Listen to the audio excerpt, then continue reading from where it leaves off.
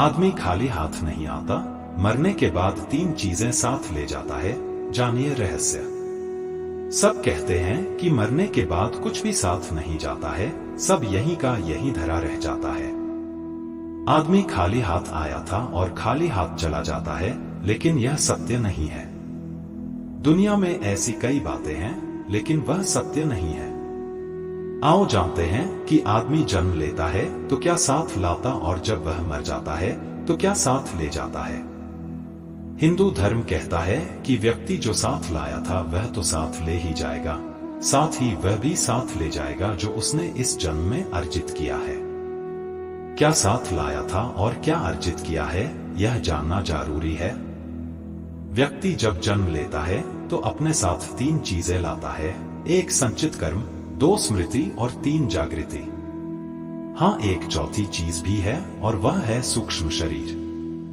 इसके संबंध में हम बाद में कभी बात करेंगे। वीडियो में आगे बढ़ने से पहले हमारे YouTube चैनल जीवन ज्ञान संगम को लाइक सब्सक्राइब करें और कमेंट में जय श्री नारायण लिख दे, आपका कल्याण ही कल्याण होगा। 1. क्या है संचित कर्म?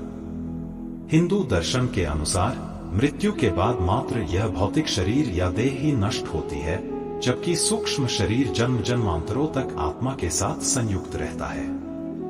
यह सूक्ष्म शरीर ही जन्म जन्मांतरों के शुभ अशुभ संस्कारों का वाहक होता है। संस्कार अर्थात हमने जो भी अच्छे और बुरे कर्म किए हैं वे सभी और हमारी आदतें। ये संस्कार मनुष्य के पूर्व जन्मों से ही नहीं आते, अपितु माता पिता के संस्कार भी रज और वीर्य के माध्यम से उसमें सूक्ष्म शरीर में प्रविष्ट होते हैं, जिससे मनुष्य का व्यक्तित्व इन दोनों से ही प्रभावित होता है।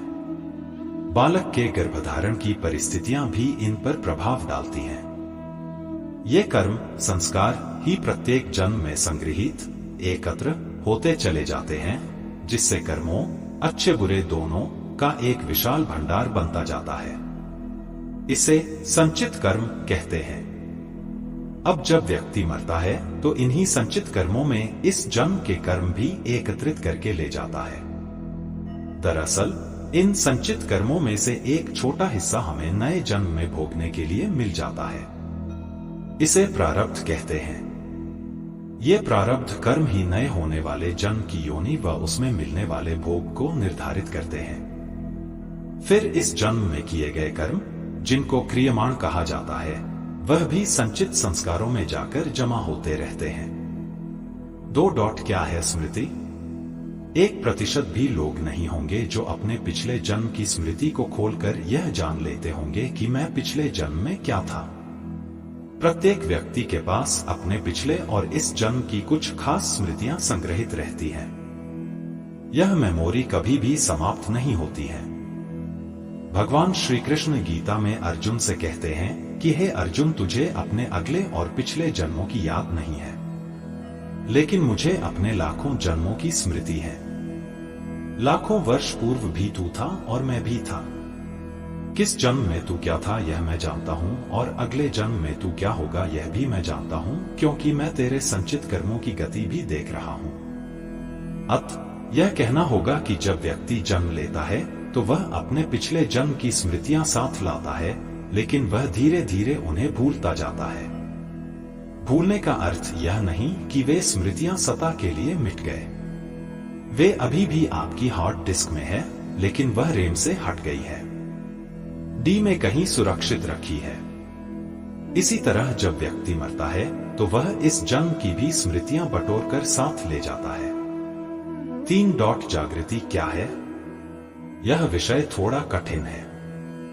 प्रत्येक मनुष्य और प्राणी के भीतर जागृति का स्तर अलग अलग होता है। यह उसकी जीवन शैली, संवेदना और सोच पर निर्भर करता है। उदाहरण के लिए हम समझ सकते हैं कि एक कुत्ता मनुष्य कम जागृत है, जैसे एक शराबी व्यक्ति होता है। आप में बेहोशी का स्तर ज्यादा है तो आप भावना और विचारों के वश में रहकर ही जीवन यापन करेंगे, अर्थात आपके जीवन में भोग, संभोग और भावना ही महत्वपूर्ण होगी। आप इसे इस तरह समझें कि आप में और पशुओं में क्या खास फर्क है। आप कपड़े पहनते हैं और थोड़ा बहुत सोचते हैं, लेकिन आप में वही सारी प्रवृत्तियां हैं जो कि एक पशु में होती है, जैसे ईर्ष्या, क्रोध, काम, भूख, लालच, मद आदि सभी तरह की प्राथमिक प्रवृत्तियां। प्राणियों को प्राणी इसलिए कहते हैं कि वह प्राण के स्तर पर भी जीते और मर जाते हैं। उनमें मन ज्यादा सक्रिय नहीं रहता है। मनुष्य में मन ज्यादा सक्रिय रहता है, इसलिए वे मन की भावना और विचारों में ही ज्यादा रमते हैं। वे मानसिक हैं। मन से ऊपर उठने से जागृति शुरू होती है। जागृति की प्रथम स्टेज बुद्धि और द्वितीय स्टेज विवेक और तृतीय स्टेज आत्मावान होने में है। प्रार्थना और ध्यान से जागृति बढ़ती है। उक्त सभी को मिलाकर कहा जाता है कि व्यक्ति अपने साथ धर्म लाता है और धर्म ही ले जाता है। शास्त्र लिखते हैं कि मृतम शरीर मुत्सृज्य काष्ठलोष्टस्मंचना मुहूर्त में विरोधित्वा तत्वयांति परामुखा तैस्तच्चरिमुत्सृष्टम धर्म एकोनुगच्छति तस्मात् धर्म सहायश्च सेवितव्य सदा नृभिः। इसका सरल और व्यावहारिक अर्थ यही है कि मृत्यु होने पर व्यक्ति के सगे संबंधी भी उसकी मृत देह से कुछ समय में ही मोह या भावना छोड़ देते हैं और अंतिम संस्कार कर चले जाते हैं। किंतु इस समय भी मात्र धर्म ही ऐसा साथी होता है जो उसके साथ जाता है।